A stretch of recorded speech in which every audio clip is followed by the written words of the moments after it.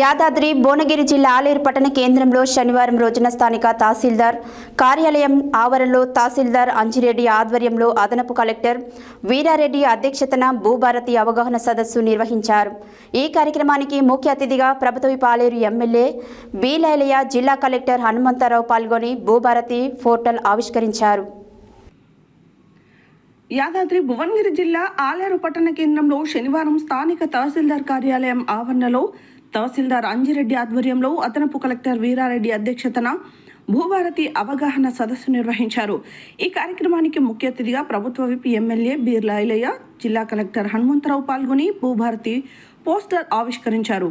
ఈ సందర్భంగా వారు మాట్లాడుతూ భూ వివరాలు రికార్డులలో తప్పుగా నమోదైన, రికార్డులలో నమోదు కాకపోయినా భూభారతి చట్టంతో సులభతరంగా పరిష్కరించుకోవచ్చని తెలిపారు. ప్రతి రైతుకు భూమి హక్కులను కాపాడేలా, కష్టాలను తీర్చేలా ప్రభుత్వం కొత్త భూ హక్కుల చట్టం భూభారతి తీసుకొచ్చిందని, ఇకపై భూ సమస్యలు ఉండవని, భూభారతి చట్టం ద్వారా పరిష్కారం అవుతాయని తెలిపారు. రైతులకు భూభారతి గురించి వివరించారు.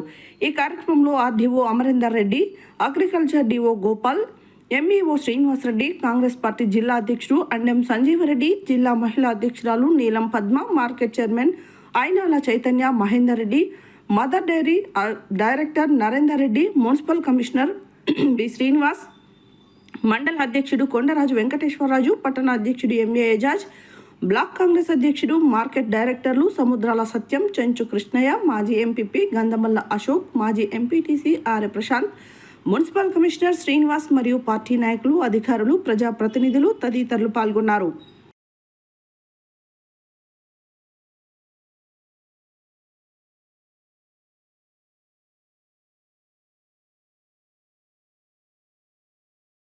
పేదల కోసం తల్లి ఇందిరాగాంధీ గారు భూములు పంచింది. 1975లో భూములు భూ పంపిణీ తక్కువ సెక్షన్స్ ఉన్నాయి, కేవలం 23 సెక్షన్సే. అసలు ఆ పాంప్లెట్ చదివితే చాలు మీకు అర్థమవుతుంది. మేజర్ సెక్షన్స్ ఉన్నాయి, ఏవైతే ఉన్నాయో అవన్నీ కూడా దాంట్లో రాసినారు క్లియర్గా, తెలుగులో చాలా స్పష్టంగా అర్థమయ్యే భాషలో రాసినారు.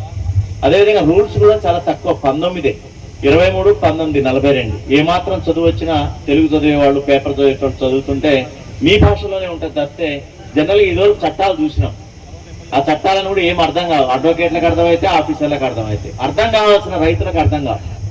ఆ భాష, పదజాలం ఇవన్నీ ఏం అర్థం కావు.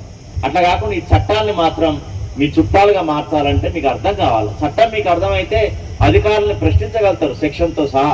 రేపు సాదా బైనామా చేయలేదంటే మీరు అడుగుతారు, సెక్షన్ 6 ప్రకారంగా చేయొచ్చు కదా సార్, సాదా బైనామా మా అప్లికేషన్ పెండింగ్ ఉంది కదా, 12 ఏళ్ళు కబ్జాకున్నాం కదా, 2014 కంటే ముందు కొన్నాం కదా, ఇవన్నీ దాంట్లో ఉన్నాయి, ఇవన్నీ మాకు అన్ని కూడా డాక్యుమెంట్స్ ఉన్నాయి కదా, మాది ఎందుకు చేయరని అడిగేటటువంటి అవకాశం ఉంటుంది. అందుకనే ఈ ప్రభుత్వం వెంబడే చట్టం వచ్చింది కానీ మీ నెత్తి మీద రుద్దలేదు. అవగాహన చేయండి, మొదలు రైతులను అడగండి ఎట్లా ఉంది, ఏముంది. ఇంకా వాళ్ళ దగ్గర నుంచి ఫలాంది బాగాలేదు తీసేయండి అనో, లేదా ఫలాంది పెట్టండి అనో పెడితే కూడా ఇంకా చట్టాన్ని మార్చడానికి ప్రభుత్వం సిద్ధంగా ఉందంటే ఎంత మంచిగా ఆలోచిస్తుంది ప్రజాప్రభుత్వం. గట్టి చప్పట్లతో తెలియజేయాలి. సర్వ హక్కులు కలగాలని ఈ భూభారత చట్టం తెచ్చినాం. భూభారత చట్టం అనేది రైతుకు ఒక చుట్టం లెక్క.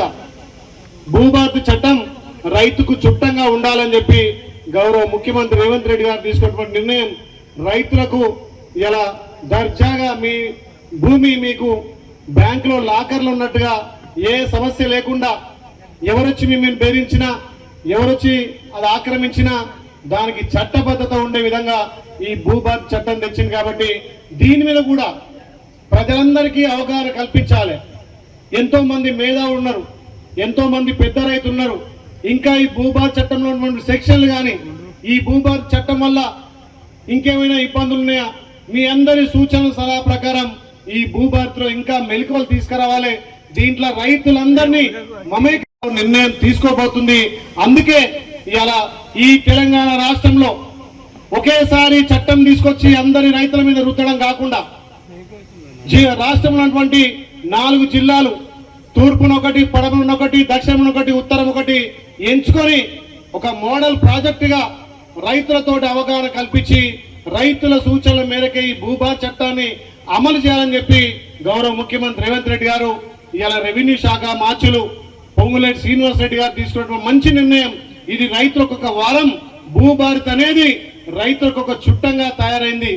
మరి భూభారతి తేవాల్సినటువంటి ఆవశ్యకత ఏమొచ్చింది, ఎందుకు ఈ భూభారత తెచ్చినామంటే ఏదైతే ఎలక్షన్ల ముందు గత ప్రభుత్వం ఉన్నటువంటి రైతు ధరణి తెచ్చిండో ఆ రైతు ధరణి వల్ల ఎన్ని సమస్యలు నిజంగా ఇలా అప్పుడు ఏదైతే 2020లో గత ప్రభుత్వం చేసిన ధరణి చట్టం వల్ల ఏ ఒక్కటి కూడా రైతుకు ఉపశమనం లేకుండా ఆయన భూమి